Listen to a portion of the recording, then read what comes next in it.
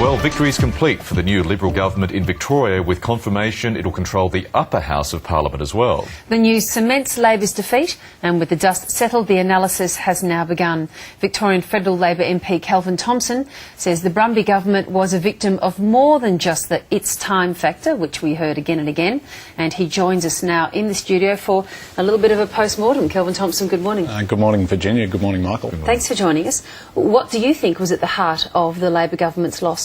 I think the heart of the matter was the big Melbourne, the high migration, high population agenda that we've had for Melbourne for quite some time now.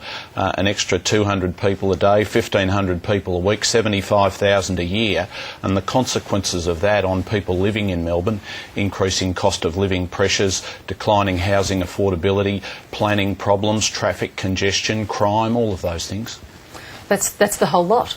Yes, it is. I mean, that actually, you make it sound like virtually everything that goes on in a thriving and busy state like Victoria, that none of the adverse consequences of that were being dealt with by the state government. Well, what I believe is that Melbourne's record population growth made it very difficult for the state government to manage the consequences of that. So we saw, in relation to planning, people losing control over a say in what was happening in their neighbourhood, in their street, in their suburb. I had a constituent who came to me a couple of weeks before the election. He'd been a lifetime Labor supporter. He was faced with an application for a 12-storey building at the back of his house. Now, I didn't dare ask him who he voted for. You saw the issue of clearways and clearway extensions that impacted in my area, but I went to the electorate of Paran the day after the election and saw the big billboards say no to clearway extensions, put Brumby last, etc. And that was a seat which changed hands from Labor to Liberal. So we saw it in the planning issues, we saw it in the cost of living issues. The price of electricity has doubled in the past decade, increased by 50% in real terms. Council rates in Melbourne have doubled in the last decade, increased by 50% in real terms.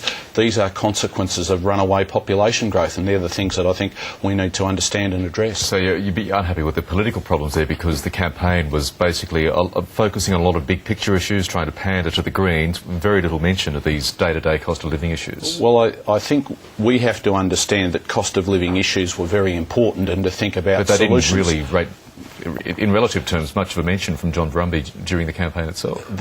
The campaign, I don't think the campaign had a great influence on the outcome, and I think if people micro-analyse campaigns, they can lose sight of what's actually going on.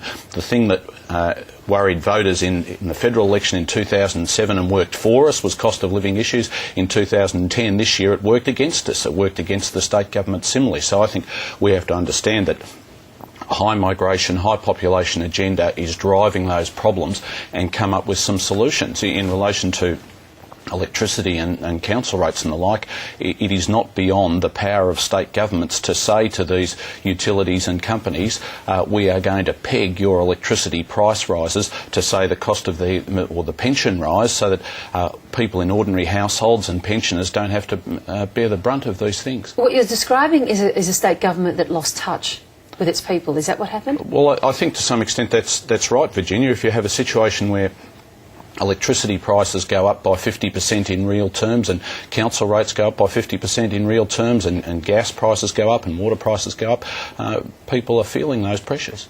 In hindsight, was John Brumby the best person to lead Labor, given that a lot of voters said, sure, there was an "it's time" factor and transport and planning issues may have played into it, but they simply didn't like John Brumby? Look, I'm not critical of him personally, Michael. John's an extremely hard-working, conscientious person who did a lot of good things in Victoria, and he can be very proud of the good things that he did. What I'm talking about is our policy direction and our policy focus. I think we need to move away from the high migration, high population agenda towards one which focuses on protecting the environment, helping people make ends meet, reducing unemployment, putting more focus on the quality of life. This is an odd argument to come from an MP whose own seat actually takes in a lot of people who have come from overseas. They're not going to want to hear from you. Let's have the small Australia vision. Let's put a lid on this high migration policy. Oh, that's not quite right, Virginia. I've been talking about the need to curb migration. I've talked about the need for a net overseas migration program of 70,000 a year rather than the 180,000 a year that Treasury is projecting into the future. And in fact, I get a lot of support for that from people in my electorate. Kelvin Thomson, it's a discussion we're going to keep having, and I'd like to join you, have you on the program again to do it one more time in the future. Thank you. Good to see you. Thanks so much. Thank you. And now here's Paul.